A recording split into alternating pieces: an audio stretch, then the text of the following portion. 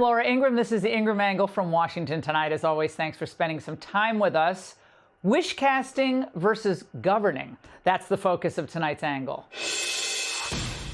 So after the mayoral victory of her Ugandan-born Mini-Me, she felt like she had the world on a socialist string. Her party would have to take her seriously now because AOC doesn't just know how to mix a mean, skinny marg. She knows how to win elections. And that girl can dance.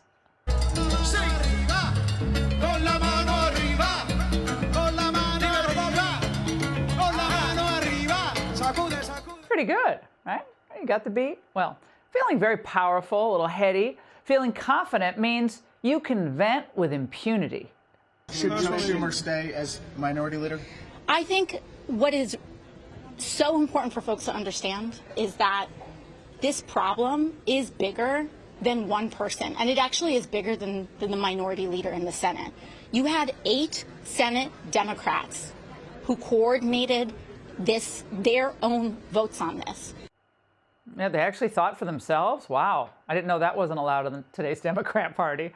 But for a woman who's supposedly leading a people-centered movement, she's blissfully unconcerned about her constituents when they were not eating, her supporters stranded at airports, and her federal employees in, her district not getting paid. She was thinking about power, not about Americans like this. We didn't hurt anybody. We don't deserve this. What does having this distribution mean? It means a lot to me. It means the world to me what they're doing, because sometimes you feel forgotten. The last paycheck we got was for 7 days through the end of September. And that's it. Yeah, the shutdown squad didn't care. And after demonstrating raw stupidity and rank callousness, the Queen of Queens believes she's getting Trump voters to flip.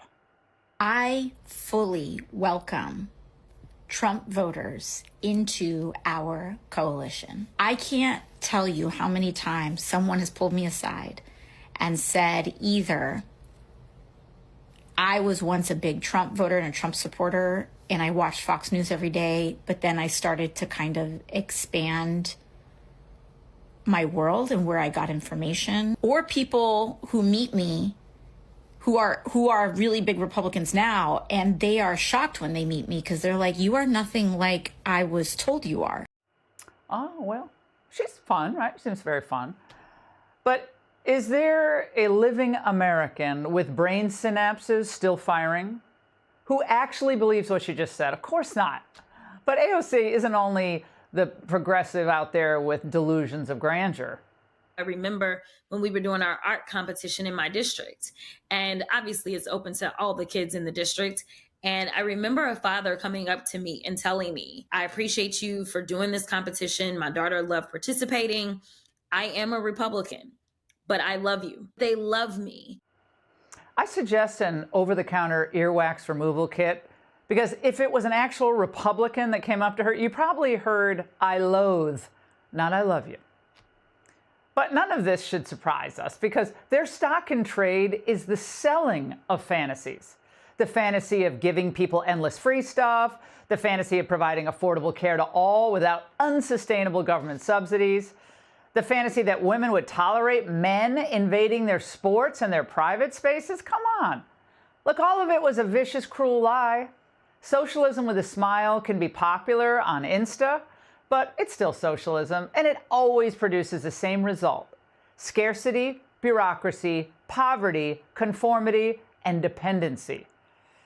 And as for the president, whose main focus has been to try to bring industry back to the United States, to create opportunities for Americans of all backgrounds, they consider him not a potential partner in creating opportunities, but a villain to smear.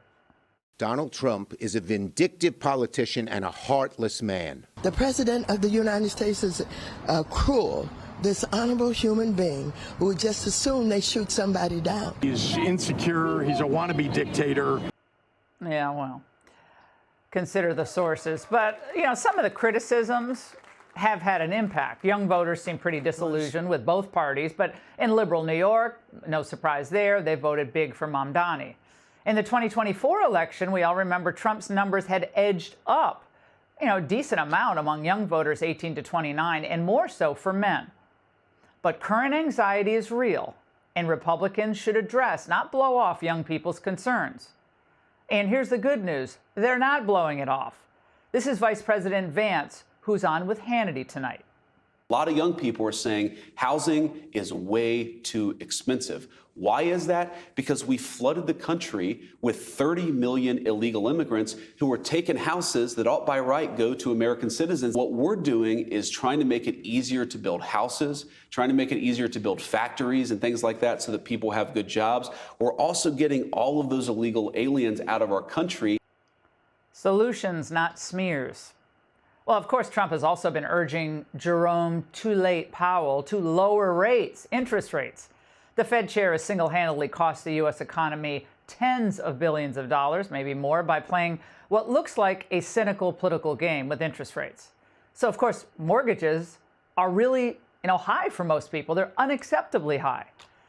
And meanwhile, Republicans need, though, to be optimistic that as the great American build-out continues, conditions will keep improving. Inflation will keep declining.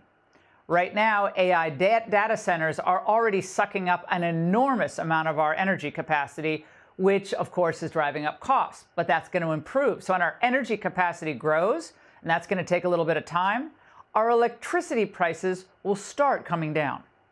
The economy is my thing, and we have the greatest economy in history. Are Republicans not selling it enough? Yes, the Republicans don't talk about it.